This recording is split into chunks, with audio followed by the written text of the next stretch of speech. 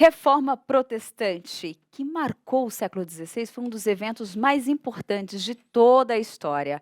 Ela aconteceu num contexto de extremo vazio espiritual e confusão teológica. É verdade. Um dia, pela graça de Deus, claro, um dos principais líderes do movimento, então o monge Martinho Lutero, lendo as Escrituras, descobriu que o justo viverá pela fé. Ou seja, a justiça de Deus não é a atitude de Deus que vem esmagar o ser humano, mas é a ação de Deus, sim, para resgatar e redimir o ser humano. Então, a partir daí, muita coisa mudou e até hoje nós somos herdeiros desse movimento. Mas quem vai falar ao vivo no Notícias do Bem sobre esse assunto é o pastor, historiador Nilson Júnior, que já está com a gente aqui ao vivo nos estúdios. Pastor, seja muito bem-vindo. É um grande prazer recebê-lo para falar sobre esse assunto tão importante, né? Domingo a gente comemora 504 anos da Reforma Protestante, da marca da Reforma Protestante, mas a gente pode dizer que o movimento já tinha começado mesmo antes de Lutero pregar as 95 teses na porta do Castelo de Wittenberg, né? Olá, Roberto. Olá, Tainá. Eu agradeço o convite para estar presente aqui com vocês. Muito obrigado. Sim, exatamente isso, né? A reforma, a gente pode dizer assim, que ela explodiu ali no século XVI com Lutero, que é o primeiro nome, o mais importante de todos, né? Pelo menos ali como aquele que começou a abrir a porta para esse novo mundo, digamos assim, da reforma protestante. Mas, como você bem disse, a reforma, o pensamento reformado, pelo menos no seu estágio inicial, ele já dava o ar de sua graça ali séculos anteriores, né? E nós temos principalmente ali dois personagens que são bem conhecidos, né? John Wycliffe, ali na Inglaterra, né? Um professor de filosofia, de teologia na Universidade de Oxford. Ele já fazia críticas a alguns, mesmo sendo um católico, dentro da estrutura eclesiástica católica romana. Ele ali, estudando as Escrituras, ele já começa a entender, né, que a salvação ela se dá pela graça, é um ato de Deus e não por um mérito humano, não por um desempenho do esforço humano. E também um discípulo dele, né, o mais conhecido, John Hus, ali na região que hoje é a antiga Tchecoslováquia, né, hoje República Tcheca, na época era conhecida como região da Boêmia, né? Ele também começa a entender que a salvação é pela graça mediante a fé no Senhor Jesus Cristo. Mas ali as estruturas econômicas, políticas e eclesiásticas ainda não permitiam que uma reforma de caráter estrutural ela se desse como se deu no século XVI. Mas, como você bem disse, ali você tem vozes anteriores a Lutero e que já defendiam alguns aspectos daquilo que ele vai defender lá no século XVI.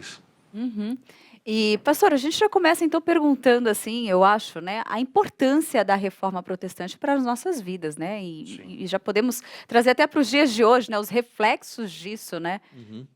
Tainá, são muitas coisas, né? Mas a gente poderia lembrar daquela que foi a principal, a partir da qual todas as outras vão ser geradas. A Reforma Protestante, né, foi, como vocês bem colocaram, foi um movimento de caráter fundamentalmente religioso. E a sua principal característica, no seu início, e é realmente a principal, é ter deslocado o eixo de autoridade. O que significa isso? Se antes a autoridade a partir da qual as verdades teológicas elas eram construídas era principalmente a tradição da igreja, junto com as escrituras, a Reforma Protestante, sob a pena, né, e a voz dos seus grandes defensores, ela desloca esse eixo. Não é mais a autoridade que vem da estrutura eclesiástica, mas agora é a palavra de Deus. É claro que todos têm a sua tradição, mas a autoridade que emite a verdade teológica é a própria palavra de Deus e não a tradição construída pelos seres humanos. Ainda resgatando essa questão histórica da tradição, pastor, na verdade Lutero queria reformar a igreja romana da época. Exatamente. Né? A iniciativa de outras igrejas ou de outras denominações ou de outro caminho foi algo natural por conta da recusa da igreja romana de ver os erros teológicos que estavam cometendo naquele momento. Né? Exato, isso é uma verdade histórica, né, que pode ser comprovada historicamente, nos escritos de Lutero, em todos os documentos que nós temos ali, tanto os primários quanto os secundários. Né? Lutero nunca pensou em sair da igreja na qual ele nasceu. Né? Nunca pensou nisso. É realmente como você disse, quando ele percebe a impossibilidade de uma reforma interna, né? Uma recusa em rever alguns conceitos à luz da única autoridade que existe, a primeira, né? que é a própria palavra de Deus, sendo interpretada pela palavra de Deus, né? Obviamente dentro do corpo de Cristo. quando ele percebe essa recusa, ele entende que realmente não existe essa possibilidade. Mas não passava pela cabeça dele criar uma nova igreja. Denominação, uma Exatamente, nova igreja, né? E aí, a partir de Lutero, a gente tem o desenvolvimento e a presença, o surgimento, enfim, de outros homens e de outros nomes importantes para reformas, o Zwingli, o Calvino, enfim, aí nós temos uma evolução dessa teologia reformada, né, pastor? Exatamente, né? Ele surge ali na Alemanha, né? Mas a fé protestante ela vai se alastrando por toda a Europa e depois por outros continentes. Então, né, logo depois dali você tem Ulrico Zwingli na região ali de Zurique, né, ali na Suíça, depois João Calvino em Genebra, na Suíça também. Lembrando que nessa época a Suíça, né, não era exatamente a Suíça como nós temos hoje, eram vários cantões, né, os chamados cantões suíços, alguns de fala alemã, outros de fala francesa. Aí depois o movimento vai para a Escócia também, né, com John Knox, ali que nasce, né, a igreja presbiteriana, né? E aí depois para a Inglaterra, da Inglaterra também é um período extremamente rico em todos os aspectos, e ali surge um grupo que queria renovar o culto, principalmente da igreja anglicana, que na opinião deles era um culto que tinha ainda resquícios romanos. Na impossibilidade de fazer essa reforma cultica, eles são perseguidos, né? Existem várias guerras teológicas, eles vão para as 13 colônias, que nós conhecemos hoje como Estados Unidos da América, e dali o presbiterianismo vem para o Brasil, né? Se a gente fosse fazer uma ligação histórica ali com o que está acontecendo hoje, né? A gente está na IPP-TV, né? a TV da Igreja Presbiteriana de Pinheiros, né? Que é uma denominação ligada à Igreja Presbiteriana do Brasil, e a gente está relacionado totalmente a essa história. Vai se relacionando, né? O movimento chega nas Américas, né? Exatamente. Vamos falar um pouquinho, né, dessa chegada, desse movimento aqui, pastor? Principalmente desse processo também, né, pastor? Eu acho que assim, a chegada do movimento protestante nos Estados Unidos, por exemplo, foi fundamental para a colonização americana e o modo de colonização americana. Exato. E isso acabou não acontecendo ao mesmo tempo no Brasil, né? No Brasil acabou chegando depois. A gente pode dizer, infelizmente, pastor? Isso do ponto de vista da colonização, sim, né? São modelos diferentes, né? Isso aqui é algo assim fantástico. Boa, né? Boa, nossa, essa daí rende. Inclusive, né, existem várias teses, dissertações que tentam entender essa questão, né? Que é muito rica, muito interessante. Mas o fato que eu creio que tem a ver muito com a gente aqui é o elemento que define a questão política, social e econômica, né? Nós vivemos num mundo que é formado por essas várias esferas, mas do ponto de vista bíblico, o elemento que vai realmente formar, definir, é mais do que influenciar, definir a forma como a gente interpreta política, economia, é o elemento religioso. Então, os puritanos, eles tinham uma forma de olhar para a sociedade, e essa forma era definida pela sua religião, pelas escrituras, enfim, com seus erros e acertos. E como você bem disse, Roberto, isso vai definir o modelo de colonização. Obviamente a gente está no mundo quebrado, né? Sim. Então, em todos os países, com qualquer tipo de religião ali, você vai ter elementos ali de ordem que vai demonstrar o pecado, né?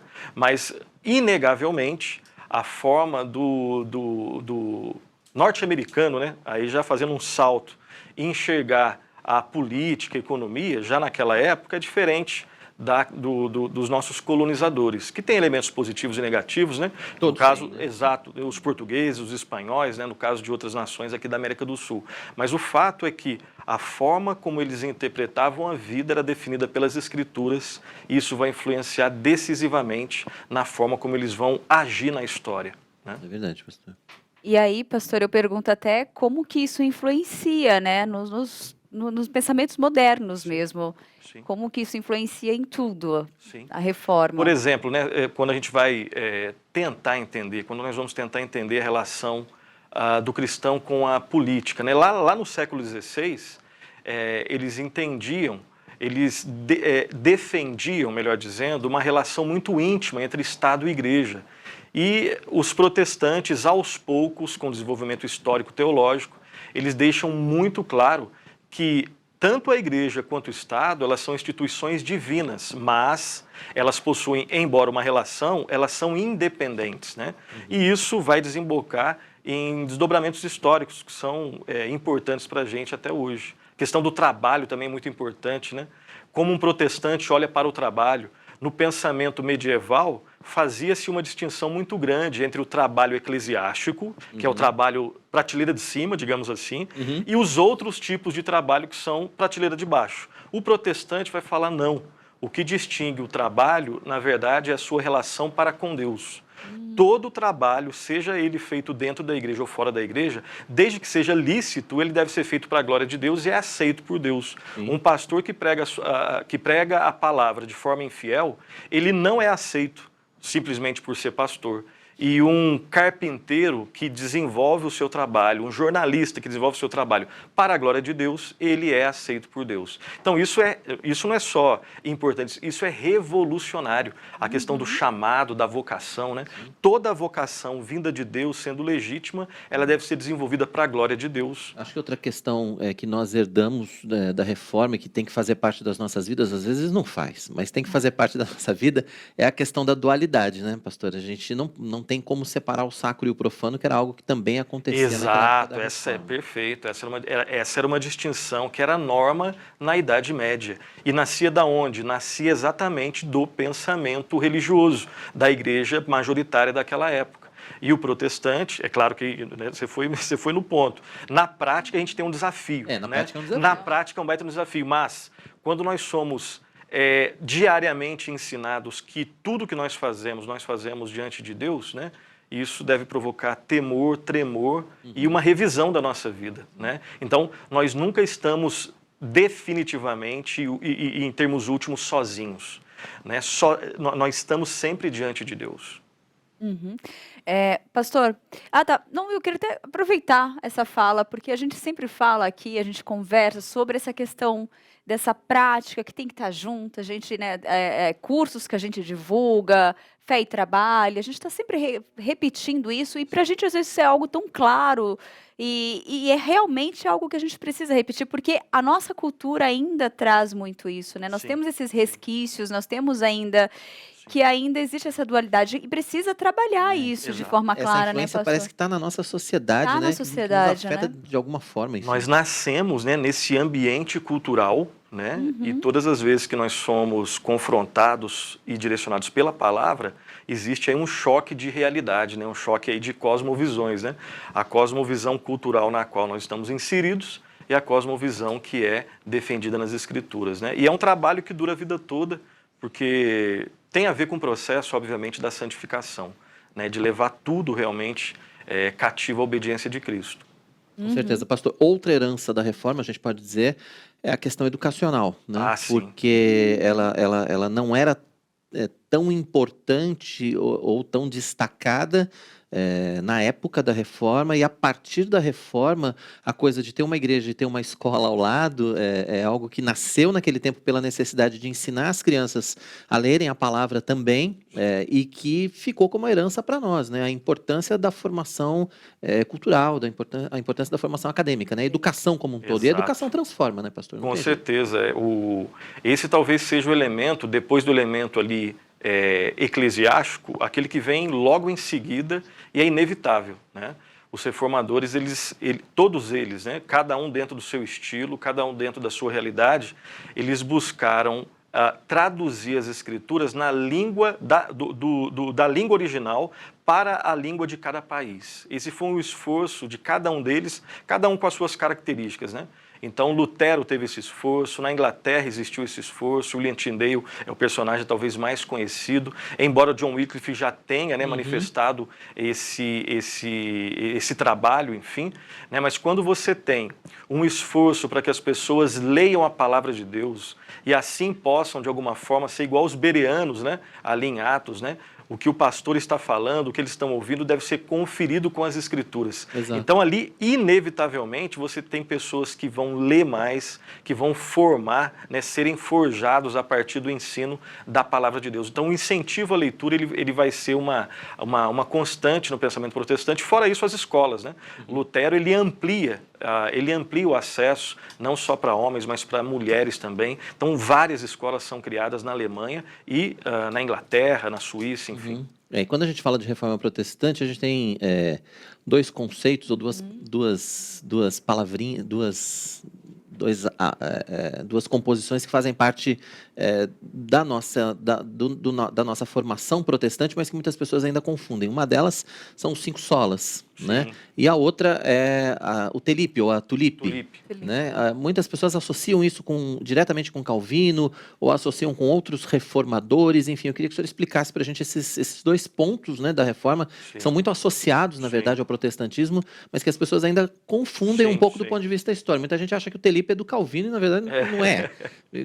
Muito depois, inclusive. A Tulipe, né, o que são 5 verdades, né, 5 grandes ênfases que dizem respeito basicamente ao entendimento soteriológico dos protestantes, né? Como os protestantes entendem a salvação.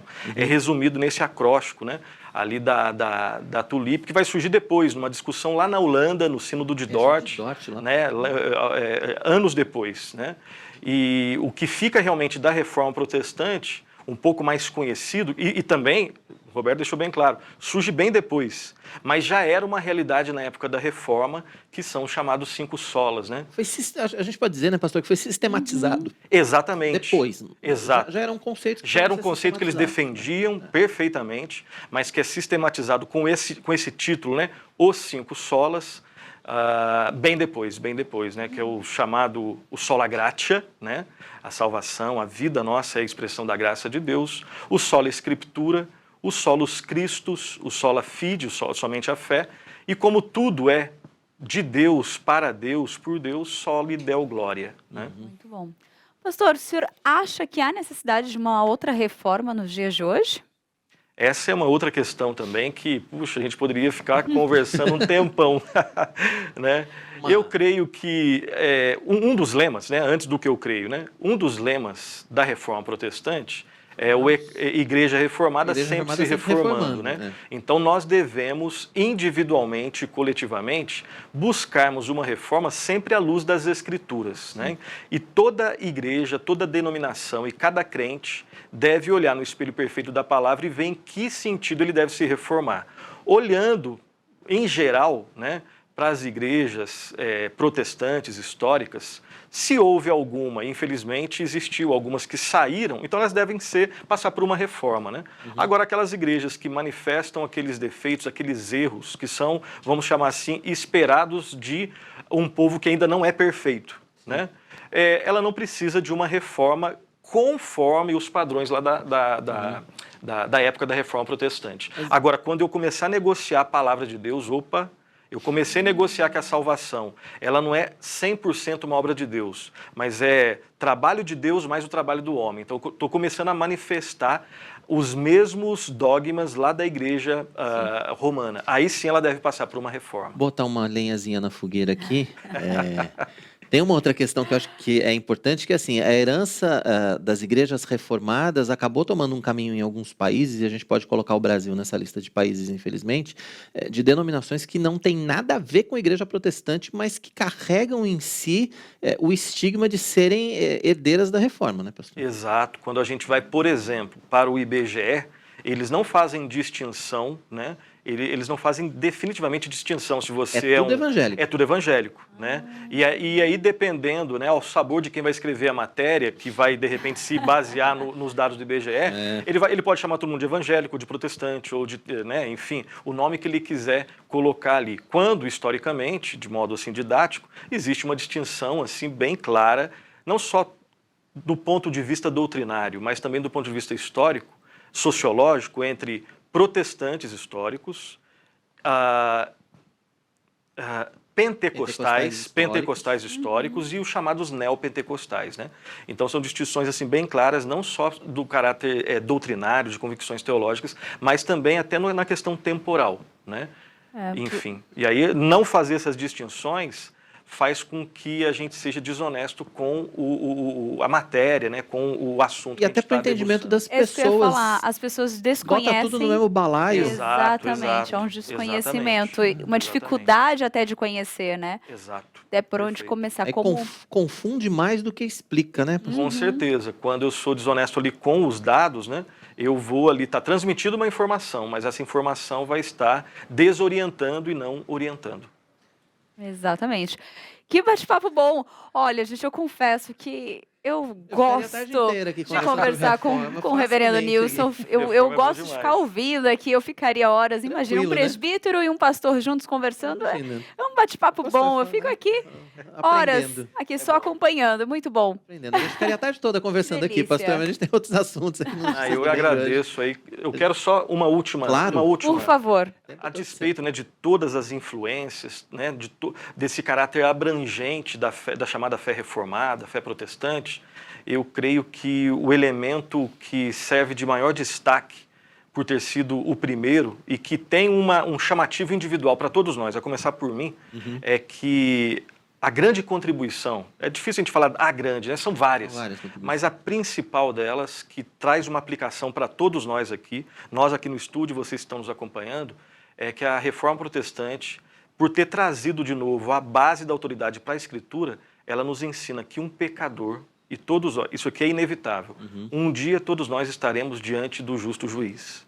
E a Reforma Protestante deixa muito claro que a sua salvação, a minha salvação, ela está depositada nas mãos de Deus. É pela graça de Deus, é um favor merecido, mediante a fé no Senhor Jesus Cristo. Que também vem de Deus. Exatamente. A graça sois salvos mediante a fé, isso não vem de vós. É dom de Deus, É não de homens para que ninguém, né? Não de obras para que ninguém se glorie. Então, que nós depositemos a nossa vida nos méritos de Cristo e nunca nos nossos méritos. Sempre no desempenho de Cristo, nunca no nosso desempenho. Eu queria terminar dizendo isso. É verdade.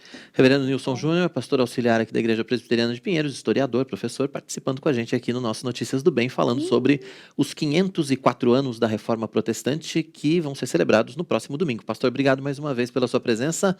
Volte sempre. Boas histórias, boas lições aqui sempre, né, com o pastor Nilson Júnior. Deus abençoe, um abraço, bom trabalho para vocês. Deus abençoe. Certo.